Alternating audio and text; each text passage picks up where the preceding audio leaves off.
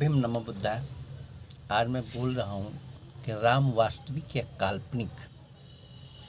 इसलिए ये किया, मैंने अपने गांव में गया तो वाखंड हो रही थी, वहाँ लोगों को समझाया, लेकिन वो मानने के लिए तैयार नहीं थे। इसलिए इस पर वीडियो बना रहा हूँ कि राम क्या है। तो आप ये समझ लीजिए कि युग 4 होते हैं, सतयुग, द्वापर, त्रेता और कलयुग। अभी कलयुग चल रहा है, सतयुग 12, त्रेता युग 8, कलयुग 6। इस तरह से मतलब एक लंबी कहानी चलती है। तो हम राम के बारे में जानते हैं कि राम त्रेता युग में हुए, यानी करीब करीब 6 से 8 लाख के बीच में वर्ष पहले हुए।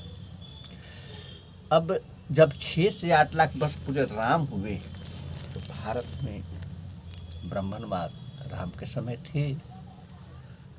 बड़े बड़े ऋषि मुनि थे, यानी ब्राह्मणवाद किया। और ब्राह्मणवाद राम भी अपनी किताबों में लिखे हैं, उन किताबों में कि मैं आर्य, रियलिटिव आर्य है नहीं, वो तो नागवंशी थे, क्षत्रिय राज्य के नागवंशी माने जाते हैं। जैसे नागपुर और छोटा नागपुर, इसका प्रमाण है कि नागपुर नागों का राज्य था और छोटा नागपुर भी नागों का ही था।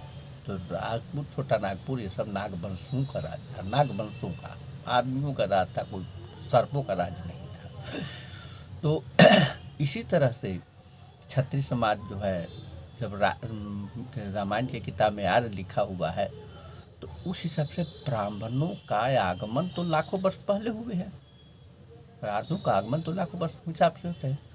लेकिन हम हड़प्पा संस्कृति, मोहनजोदड़ो संस्कृति, राखल दास बनर्जी जो राजस्थान में है, जो हरियाणा के हिसार में है, मैंने कई जगह खुदाई से, और जो उसमें कंकाल मिले हैं उसे डीएनए टेस्ट होती है। यदि विज्ञान नहीं मानते तो मोबाइल से हवाई जहाज तक चला तो विज्ञान ही चल रही है। और डीएनए टेस्ट को यदि हम मानते हैं तो डीएनए टेस्ट से कंकालों से था चलता है कि मुश्किल से 5 से 7 माने 10 से 15 हज़ार वर्ष पहले या 10 से 1500 वर्ष पहले जो इतिहास जो है आर्यों का आगमन का बताता है। आर्य जो है मध्य एशिया से ईरान, इराक या और जो स्थान है उस स्थान से आए थे, यह प्रमाण मिलता है।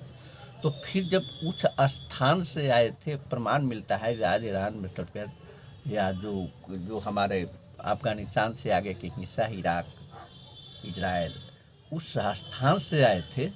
तो फिर जो है ये रामायण का काल 8 लाख वर्ष पुराना कैसे होता है, जब 10 से 1500 ईसा वर्ष पहले ही आर्यों का आगमन है, माने 10,000 से ज़्यादा नहीं है।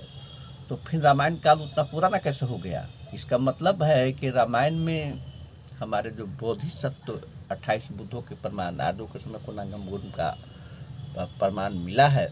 28 बुद्ध हमारे भारत में हुए हैं।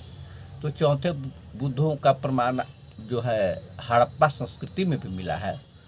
और नालंदा, तक्षशिला सब जगह जो है बौद्धी माने केंद्र थे।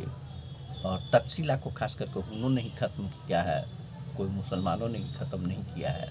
तो ऐसे स्थिति में जो है क्लियर रूप से कहा जाए तो राम एक काल्पनिक हैं, जो बाद में दशरथ जातक कथा से चोरी की हुई राम के बारे में लिखा गया है। और जो हमारे हीनयान शाखा बौद्ध का है उसी से जो है एक कल्पना किया गया है। यानी आर्यों का आगमन जब नहीं उतना पुराना है तो फिर जो है ये रामायण कैसे पुराना हो गया? ये राम एक काल्पनिक चरित्र है।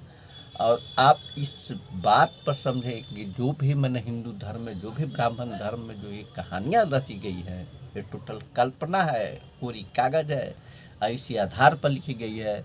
अब आप जो है सही रूप से समझें, आप बोधिसत्व की प्राप्ति करें, बुद्ध ने कहा था उन उपदेशों को समझें और उस हिसाब से चलें। तो इन्हीं शब्दों के साथ मैं बात भी समाप्त करता हूँ कि राम को वास्तविक ना समझें। जय भीम, नमो बुद्धाय।